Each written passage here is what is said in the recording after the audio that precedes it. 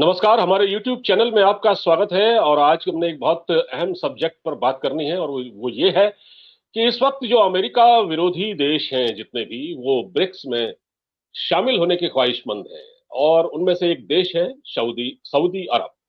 Saudi अरब के बारे में कहा जा रहा है कि वो ब्रिक्स में शामिल हो सकता है। आखिर ऐसी क्या वजह है? क्योंकि ये वही सऊदी अरब है जो कभी बिल्कुल अमेरिका के पिट्ठू देशों में से था। अमेरिका कहता था उठ तो ये उठते थे, बैठ कहता तो ये बैठते थे, उसी के इशारे पर सारे काम होते थे। उनकी मंजूरी के बगैर ये कोई काम नहीं करते थे। और आज ऐसा क्या हो गया कि सऊदी अरब अब 5 देशों के ब्रिक्स जो हमारा एक ब्रिक्स जो संगठन है जिसमें भारत, चाइना, रूस, ब्राजील और अमेरिका, माफ कीजिए, चौथा पांचवा देश मुझे याद नहीं आ रहा है। खैर, तो 5 देशों का ये संगठन है। इसमें शामिल होने के लिए सऊदी अरब इसकी इच्छा रखता है। इस पूरे मसले पर बातचीत करने के लिए मेरे साथ मौजूद हैं आपके जाने पहचाने डॉक्टर गुलरेज शेख, जो कि अंतर्राष्ट्रीय मामलों के जानकार हैं। डॉक्टर साहब अपना भी एक यूट्यूब चैनल चलाते हैं और उसका नाम भी गुलरेज शेख है। और मैं डॉक्टर साहब का जो चैनल है उसका लिंक अपने सब्सक्रिप्शन बॉक्स में डाल दूंगा। आप उसको भी सब्सक्राइब कीजिएगा। और एनालिसिस जो कि बहुत ही डीप होता है, बहुत तारीफ होती है डॉक्टर साहब के एनालिसिस की। वाकई I am speaking from the bottom of my heart. Doctor साहब, आप आए, बहुत बहुत शुक्रिया। जय हिंद। जय हिंद। जी। डॉक्टर साहब, ये क्या वजह है कि जो अब तक अमेरिका के कैंप में थे और उनके बिल्कुल पिछलग्गू थे, और मैं सऊदी अरब का जिक्र कर रहा हूँ, क्या वजह है, ये क्या सुगबुगाहट है कि ये लोग ब्रिक्स में शामिल होना चाहते हैं? देखिए त्रिवेणी जी, ये सुगबुगाहट नहीं है। अब ये बात खुल के सामने आई है और खुल के किसने सामने रखी है? Cyril Ramaphosa.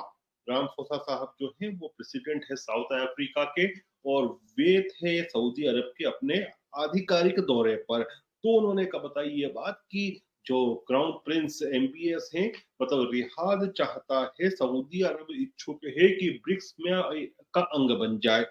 आगे वो और भी कहते हैं कि और भी कंट्रीज इस बॉडी का अंग बनना चाहते हैं। अब आप ये समझिए कौन कौन से कंट्रीज हो सकते हैं वो। देखिए, दो अपरेंट प्लेयर्स हैं, एक है ईरान और दूसरा है अर्जेंटीना। और दो और प्लेयर्स आ रहे हैं, एक टर्की है और दूसरा है इजिप्ट, जो कंटेंडर्स हैं। लेकिन सबसे महत्वपूर्ण यदि बात करें हम, तो वो है सऊदी अरब का आना। क्योंकि सऊदी अरब अपने साथ बड़ा हेफ्ट लेकर आता है इकोनॉमी का और एनर्जी का। और सऊदी अरब जो है वो ओपेक का संस्थापक सदस्य है और ओपेक की कंट्रीज में दबदबा रखता है।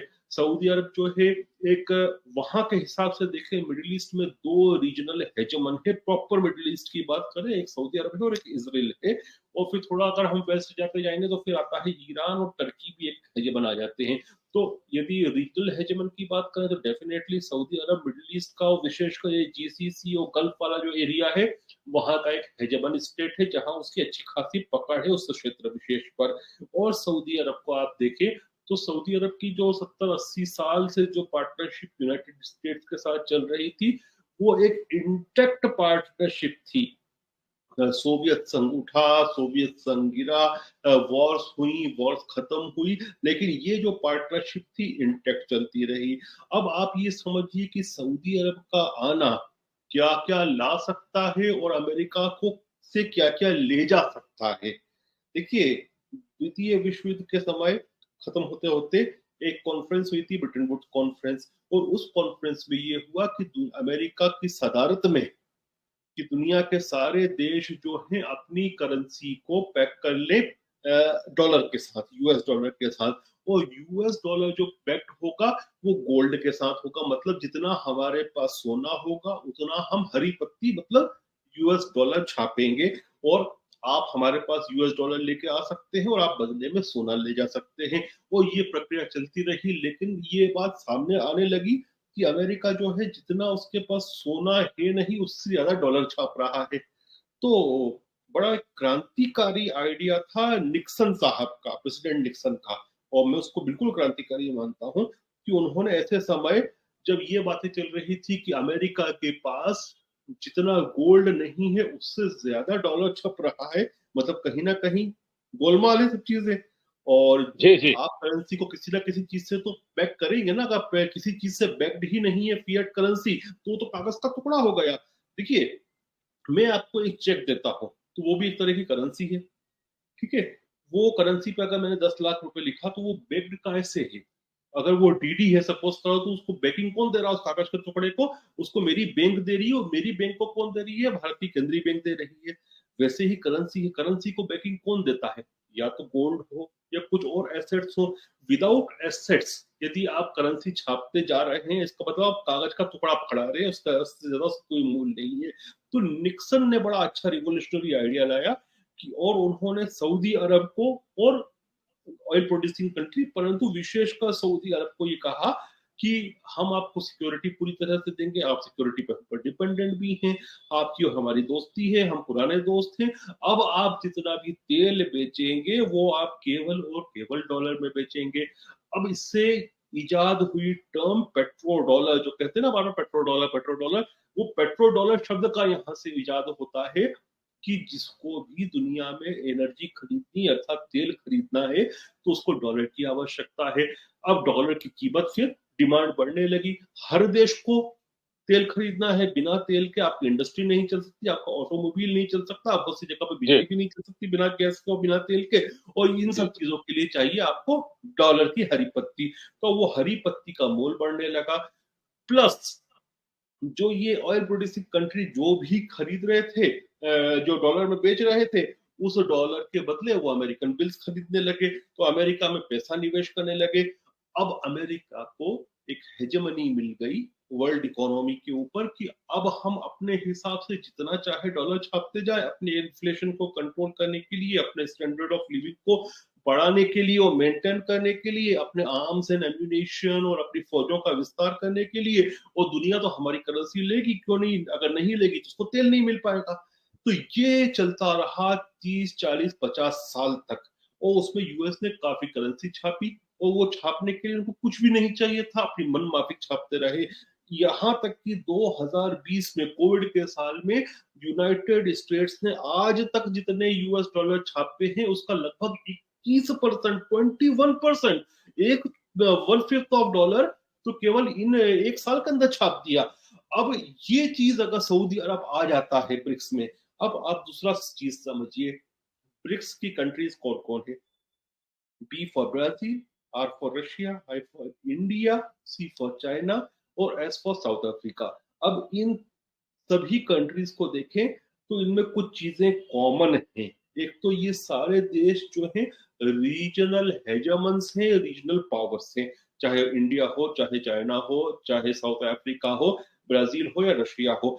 फिर ये सारी की सारी देश जो हैं ये इमर्जिंग इकोनॉमीज है। अब सऊदी अरब को आप इस ब्रैकेट में रखते हैं। मैं भी ईरान अर्जेंटीना की बात ही नहीं कर रहा, मैं इजिप्ट और टर्की की बात नहीं कर रहा। क्यों नहीं कर रहा मैं आगे बताऊंगा उस पर। सऊदी अरब को आप देखें तो इमर्जिंग इकोनॉमी है। वर्ल्ड में सबसे तेज जीडीपी सऊदी अरब की है अभी, और सेकंड है इंडिया की। बाकी सब पीछे जा रहे हैं। तो एक इमर्जिंग इकोनॉमी है, एक रीजनल पावर है उस क्षेत्र विशेष में, वो ऑयल लेके आता है साथ में। और वर्तमान में यदि आप ब्रिक्स को देखें तो ब्रिक्स में दुनिया की 40% जनसंख्या और लगभग 30% जीडीपी का समावेश है। लेकिन अगर जिस ब्रिक्स में रशिया भी है, अगर सऊदी अरब भी आ जाता है, तो दुनिया का नंबर 1 और नंबर 2 ऑयल प्रोड्यूसर जो है वो ब्रिक्स में होगा। मतलब एक तरह की ब्रिक्स की मोनोपोली ऑयल इंडस्ट्री पर बन जाती है। प्लस ब्रिक्स चाहता है कि अपने खुद की एक currency which will be backed by gold, gold standard से बैक्ड होगी, वो चालू करना। तो और कम से कम आपस में ये जो व्यापार करेंगे, अभी 30% जीडीपी है, मतलब 30% व्यापार समझ लें आप दुनिया का। सऊदी अरब के आने से और भी प्लेयर जुड़ते हैं तो ये हो सकता है 40 50% तक पहुंच जाए। तो वो जो होगा वो आपस में उस करेंसी में करेंगे। जैसे उदाहरण के तौर पर हिंदुस्तान को रशिया से कुछ खरीदना है, या चीन से कुछ खरीदना है, या ब्राजील से खरीदना है, या सऊदी अरब का तेल खरीदना है, सऊदी अरब भी पार्ट बन जाता है, तो हमको फिर यूएस डॉलर देने की जरूरत नहीं पड़ेगी, क्योंकि यूएस डॉलर हमारे ऊपर भी भारी पड़ता है, हमारा फॉरेन रिजर्व उसमें जाता है। और डॉलर की जब कीमत बढ़ती है तो हमारा इंपोर्ट महंगा पड़ जाता है। ये चीजें सब सफर हो रहे हैं इस चीज में। और डॉलर की अभी जिस प्रकार से सुपर नेचुरल रूप से बढ़ रही है कीमतें, क्योंकि वो अपने इन्फ्लेशन को कंट्रोल करने के लिए डॉलर छाप रहे हैं, उसकी वजह से उनका इन्फ्लेशन हम झेल रहे हैं। तो वो चीज नहीं रहेगी। अब आपस में ही उस करेंसी में डील कर लेंगे। फिर आप ये देखिए कि ब्रिक्स के देशों को, मैंने अभी साउथ अफ्रीका का अध्ययन नहीं किया, लेकिन इंडिया, चाइना और रशिया, आप देखिए इन तीनों देशों का, इंक्लूडिंग हमारे प्यारे देश भारत का, जो गोल्ड का इंपोर्ट है वो बढ़ता जा रहा है। अब वो हम एनालिसिस ही कर सकते हैं, क्योंकि फॉर्मली तो क्या अभी गुलिस ने नहीं बोला कि हम गोल्ड से बैक करेंसी लॉन्च कर रहे हैं, लेकिन एक कारण ये भी हो सकता है कि ये सारे देश अपने गोल्ड के रिजर्व्स में विस्तार करते जा रहे हैं। इससे एक चीज होगी कि देखिए सऊदी अरब का भी वही डर है, और मुझे भी कई बार ये लगता है कि ये हमारे ऊपर नहीं आ जाए, और उससे पहले ही सारे देश उससे बचना चाहते हैं, अपने आप को सैंक्शन प्रूफ करना चाहते हैं कि यूएस का सैंक्शन, साहब यूएस का सैंक्शन जो है वो एक ऐसा टूल है जिससे उन्होंने ओवर किल कर दिया है, ओवर यूज कर दिया है अलग अलग देशों के ऊपर। वो बिना डॉलर की सुप्रीमेसी के, बिना डॉलर की हेजेमनी के वो टूल नहीं चल सकता। यहां तक कि आप देखिए कि स्विफ्ट का जो सिस्टम है वो भी डॉलर की हेजेमनी थी, इसीलिए रशिया को उससे आउट कर पाए। अब आप देखिए इसमें आप जोड़ लीजिए कि हिंदुस्तान का यूपीआई जो है बड़ा क्रांतिकारी है, वो यूपीआई टूल आएंगे तो वो उससे भी ज्यादा क्रांतिकारी होगा। वो हो सकता है बिना इंटरनेट के भी चल जाए, उसकी ऐसी व्यवस्था हो सकती है। चीन का डिजिटल करेंसी और डिजिटल रुपये का समावेश कर लें तो फिर वो क्या चेंजेस ला सकता है आप सोचिए। और साथ में पेट्रोलियम रशिया का और सऊदी अरब का, तो ये बहुत एक बल्कि चीज हो जाती है, भारी भरकम चीज बनाती है ब्रिक्स को। ब्रिक्स में कॉन्ट्रडिक्शंस हैं, सबसे बड़ा कॉन्ट्रडिक्शन है इंडिया और चाइना का। लेकिन मैं बार बार एक बात कहता हूं, मैं चाइना का बड़ा निंदक हूं, लेकिन मैं ये कहता हूं कि चाइना के साथ हमारा कॉन्फ्लिक्ट और कोऑपरेशन दोनों लंबे समय तक चलेगा। कॉन्फ्लिक्ट चलेगी हमारे पावर को लेकर, और कॉपरेशन होगा इकोनॉमिक सेक्टर्स में। तो ब्रिक्स में भी जो मुझे नजर आता है कि भारत भी कॉपरेट करेगा इकोनॉमिक इश्यूज पे, और कॉन्फ्लिक्ट होगी चीन के साथ सामरिक विषयों पर। तो लेकिन कोई बड़ी वॉर होने वाली नहीं है, अभी बहुत समय लगेगा उन चीजों में। जी तो जी ये सारी चीजें सऊदी अरब लेकर आता है। अभी मैंने आपको कहा था कि मैं बाद में बताऊंगा कि मैं केवल सऊदी अरब की बात क्यों कर रहा हूँ, अर्जेंटीना, ईरान, टर्की और इजिप्ट की अभी नहीं कर रहा हूँ। क्योंकि ब्रिक्स को अगर आप देखें तो ब्रिक्स में आम सहमति पांचों पार्टनर्स की बनती है, उसके बाद कुछ फैसला होता है। अब अगर आप सऊदी अरब की बात करें तो सऊदी अरब को अगर लेने की बात करते हैं तो किसी को एतराज नहीं होगा। रशिया ओपेक प्लस का मेंबर है। अभी आपने देखा कि अमेरिका ने कहा कि आप तेल काट दो, तेल की प्रोडक्शन बढ़ाओ, सऊदी अरब ने उल्टा कम करवा दिया ओपेक में। तो रशिया और सऊदी एक पेज पर दिखते हैं, भारत और सऊदी एक पेज पर है। भारत और सऊदी के बहुत घने रिश्ते हैं। यहाँ तक मुझे तो हमेशा कहता हूँ कि क्यों ना हम जो रोल अमेरिका अदा करता है उनको सिक्योरिटी प्रोवाइडर का, रॉयल फैमिली को, हम क्यों नहीं कर सकते वो। मुझे लगता है कि जब मेरे जैसा छोटा दिमाग ये चीज सोचता है तो फिर जो ऊपर बैठे हैं वो इस बात पर काम कर रहे होंगे, मुझे ऐसा लगता है, और होता हो तो बहुत अच्छा है। तो भारत और सऊदी के बहुत अच्छे रिलेशन है। सऊदी अरब को हो सकता है कुछ बड़ा इन्वेस्टमेंट हमारे हिंदुस्तान में भी करे, हमारी कंपनी इसके साथ। हमारा एक बहुत बड़ी वर्क फोर्स जो है वो सऊदी में काम करती है, और एक कल्चरल रिलेशनशिप और कल्चरल बॉन्डिंग भी है, और हमारे नियर नेबरहुड है वो। तो हमारे बहुत अच्छे संबंध है। भारत को कभी एतराज नहीं होगा कि ब्रिक्स में सऊदी अरब की मेंबरशिप हो। और हाँ, एक बात और कह रहा हूँ, अभी G20 में जाने से पहले शायद एमपीएस इंडिया भी आए। जी सऊदी के प्राइम बिल्कुल। मिनिस्टर जो मोहम्मद बिन सलमान है, वो भारत का भी दौरे का चल रहा है उनका। तो सऊदी अरब को तकलीफ नहीं होगी। फिर बचता है साउथ अफ्रीका। साउथ अफ्रीका की बात तो ये बात कौन कह रहा है, खुद सिरिल रामफोसा कह रहे हैं, तो उसको तकलीफ होनी ही नहीं है। चाइना, चाइना और Saudi belt and road initiative के भी पार्ट हैं। और जो गोपनीय रूप से जो सऊदी अरब का बैलिस्टिक मिसाइल प्रोग्राम है वो डोंगफुंग सीरीज का है, वो अमेरिकन नहीं है। तो चाइना के और इनके संबंध जो है वो सब जानते हैं। आपने देखा यूएन में किस तरह से सऊदी अरब कहीं ना कहीं चीन का समर्थन कर देता है ह्यूमन राइट्स के नाम पर, इन सब चीजों के ऊपर। तो चाइना को तकलीफ नहीं होगी। ब्राजील की जहां तक बात है, ब्राजील को सऊदी अरब से कोई समस्या होना नहीं है, क्योंकि कहीं भी उनके कॉन्फ्लिक्ट एरियाज नहीं आते हैं। इसलिए मैं कह रहा हूँ कि सऊदी अरब का, में अर्जेंटीना का हो सकता है कि ब्राजील नहीं चाहे कि वो एक क्षेत्रीय प्लेयर ब्रिक्स में भी आ जाए। ईरान के साथ जो है बाकी सब उसका साथ देंगे, लेकिन सऊदी आएगा तो क्या साथ देगा कि नहीं देगा, और सऊदी अगर साथ देता है ईरान का, तो इसका मतलब आप समझ लीजिए कि हर तरह से सऊदी और ईरान के भी रिश्ते बनते जा रहे हैं। और मुझे वो बनते भी क्यों दिख रहे हैं, क्योंकि यमन शांति, देखिए यमन के जो प्रॉक्सी वॉर है, जैसे यूक्रेन में चल रही है अमेरिका और रशिया की, वहां वॉर चल रही है सऊदी अरब और ईरान की, लेकिन यमन कई महीनों से शांत चल रहा है। इसका मतलब अंदर से कुछ ना कुछ गेम चल रहा है कि ईरान और सऊदी अरब के बीच में बिचौलिए का काम इराक कर रहा था, इराक के प्रधानमंत्री कर रहे थे, तो वहां पर भी कहीं ना कहीं शांति दिख रही है, मुझको ऐसा नजर आता है। लेकिन अभी भी मैं ये नहीं कहूंगा कि ईरान, अगर ईरान और सऊदी अरब एक साथ आ जाए ब्रिक्स में, तो समझ लेना कि सऊदी अरब और ईरान की जो पुरानी दुश्मनी थी वो काफी कम हो गई है। तो ये सब चीजें, त्रिवेणी जी, बात क्या है, दुनिया में जो सत्ता का केंद्र है वो परिवर्तित हो रहा है, वो पश्चिम से पूरब को जा रहा है, वो वेस्ट से ईस्ट को जा रहा है, और ये सारी चीजें हम देख रहे हैं, जिसके कुछ ना कुछ उठापटके भी होगी। अभी अब आप देखिए कि बाल्कन्स बाकी है, बाल्कन्स में बहुत सारे अनसुलझे, हालांकि चीजें बाकी। हमारा आज का विषय वो नहीं था, लेकिन क्या है कि बात निकलेगी तो दूर तलक जाएगी साहब। बाल्कन्स में आप ये देखिए कि कोसोवो है, उसको मान्यता हिंदुस्तान भी नहीं देता है, दूसरे देश नहीं देते हैं, लेकिन पूरा नेटो और अमेरिका देता है। अब यूरोप के बीच में कोसोवो और ऑर्थोडॉक्स चर्च जो कि रशियन चर्च है, जिसके फॉलोअर्स ग्रीस में हैं, जिसके फॉलोअर्स सर्बिया में हैं, उनकी सबसे महत्वपूर्ण और सबसे पुरानी मॉनेस्ट्री जो है वो कहाँ पर है, वो कोसोवो में है। वो कोसोवो को बनाया अमेरिका ने। अब आप ये देखिए कि यूरोप के बीच बीच एक मुस्लिम देश का निर्माण करता है अमेरिका।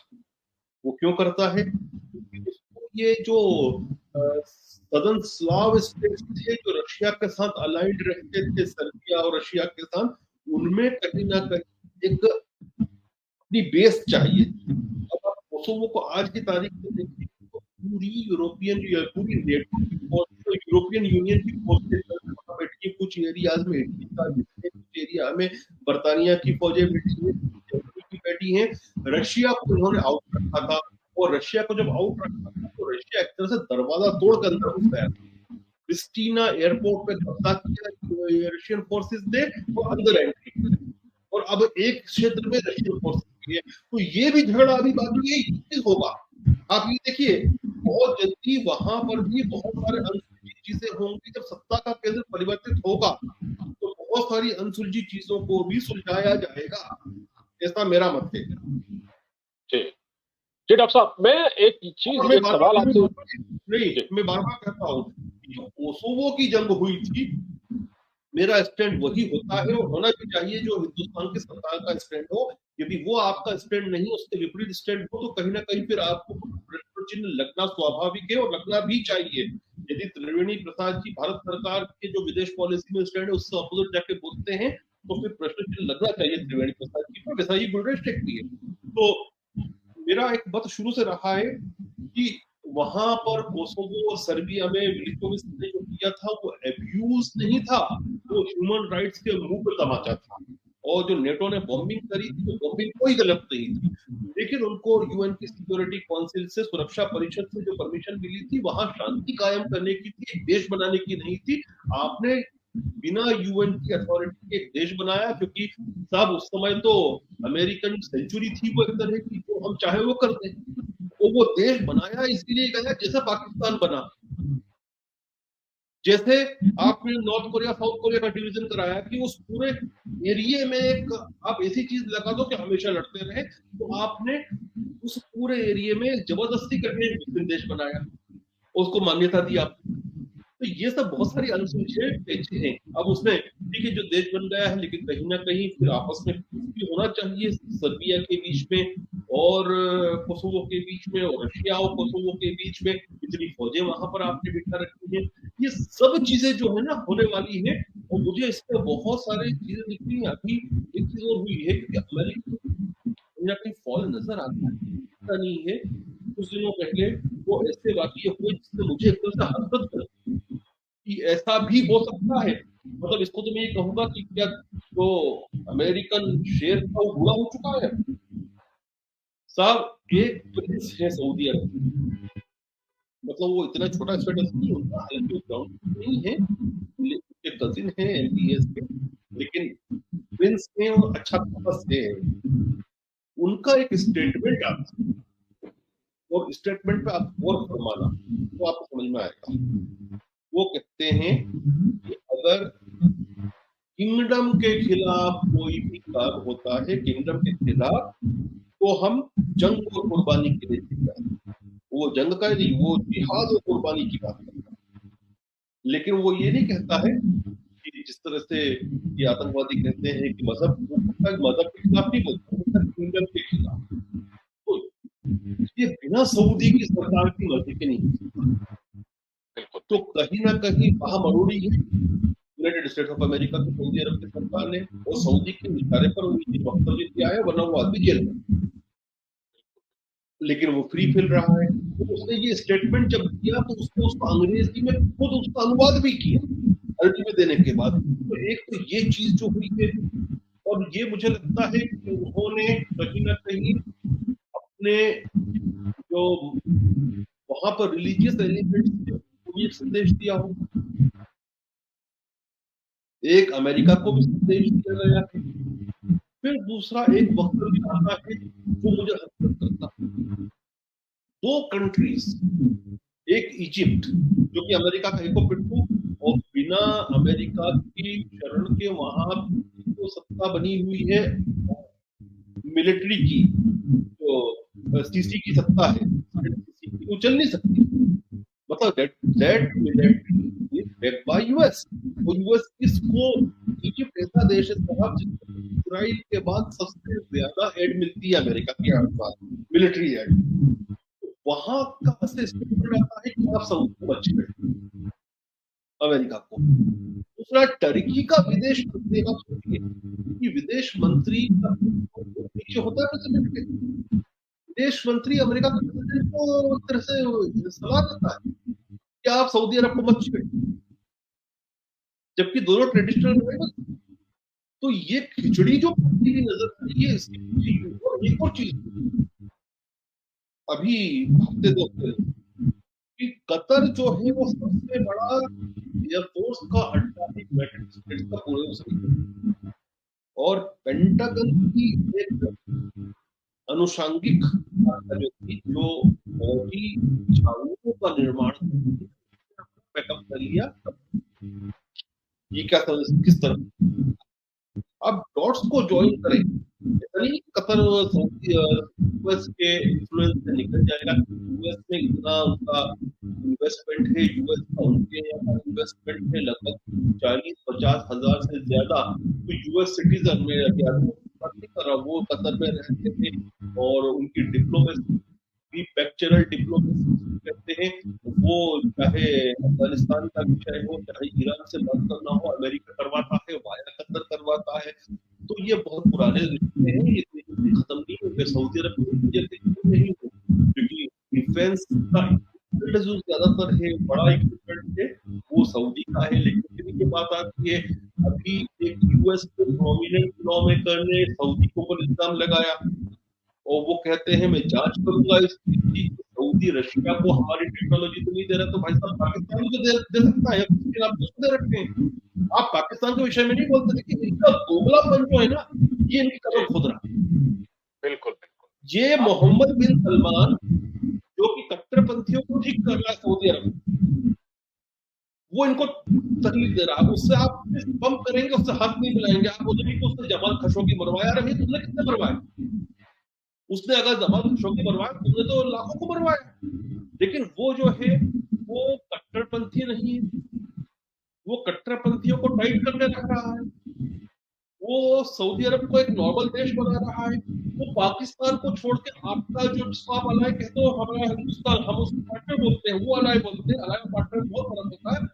आप जिसको अपना अलाय कह रहे हो वो उसका अलाय है, वो उसके दुश्मन को साथ नहीं रख रहा है, उसको एक हाथ की दूरी पे रखता है पाकिस्तान को, आप उसको तकलीफ दे रहे हो। तो ये जो डबल स्टैंडर्ड है, क्या हम सऊदी अरब रशिया को टेक्नोलॉजी दे रहा है हमारे देश में, ये पाकिस्तान भी दे रहा होगा, चाइना को, आप नहीं बोलोगे उसको।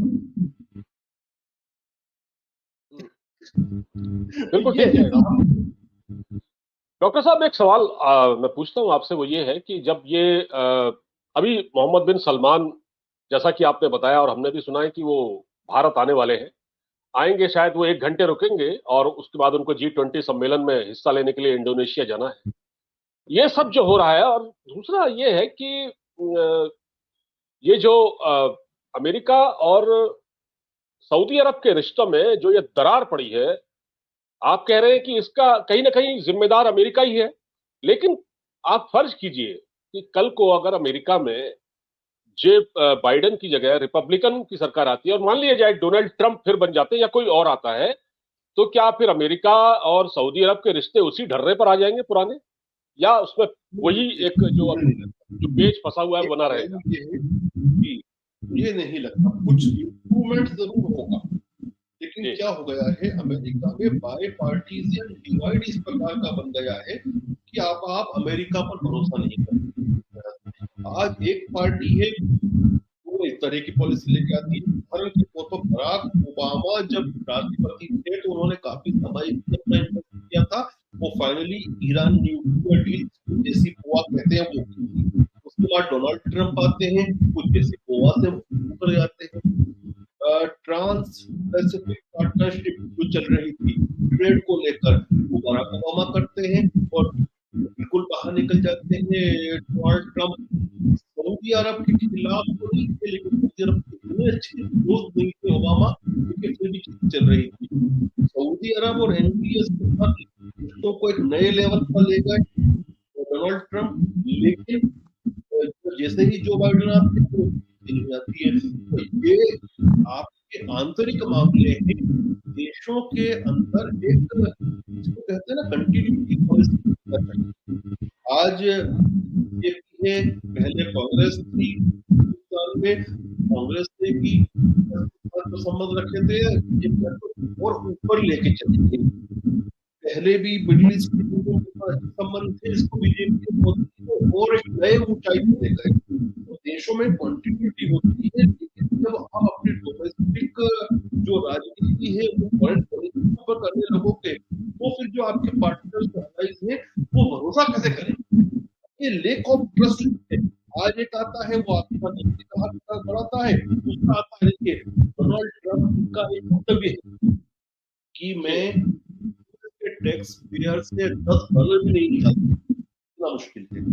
और सऊदी अरब जाके वो $30 से ज्यादा का हर एक झटके में बेच दिया जाता है। अब ये डोनाल्ड ट्रंप का समय था, और आज जो वहां के लॉबस्टर से कह रहे हैं कि सऊदी अरब से हमारा हथियार निकाल लो, सऊदी अरब को हथियार देना, तो कोई भी जो सरकार है वो कंटिन्यूटी चाहती है, वो चाहती है कि एक जो स्थिरता बनी रहे। अस्थिरता तो कोई नहीं, आपके देश की इंटरनल, अगर मुझे एक देश मुझे एक काम देते हैं कि इस देश को किस प्रकार से चाहूंगा कि सरकार कोई भी आए उस देश में संबंध रखेंगे, तो वहां एक संबंधों में स्थिरता नहीं रहे। लेकिन अगर आप लोकल राजनीति बनाने के लिए चीजों को अस्थायी कर दो, क्या होगा? तो भरोसा नहीं रहता। सऊदी अरब और दूसरे कंट्री तलाश रहे हैं, सेंक्शन लेके लग जाए, थोड़ा हुक्का पानी ऐसा बंद नहीं हो जाए जैसे अपने आप को बचाता है अपने नेशनल इंटरेस्ट को। मुझे लगता है सऊदी जो कर रहा है नेशनल, और बिल्कुल भारत को ठीक भी, कहा आपने। अमेरिका हमको भी चाहता था कि हम अमेरिका का तेल नहीं ले, अरे भैया हमको मिलेगा तो हम लेंगे। अगर इसमें सऊदी अरब आता है और हम डॉलर में नहीं खरीदेंगे तेल, अगर करेंसी होती है अपने अपने करेंसी को करेंगे। जी। तो यहाँ मोदी जी बिल्कुल क्लियर है, तो हमारा इंटरेस्ट होगा, हम डिक्टेशन नहीं लेंगे।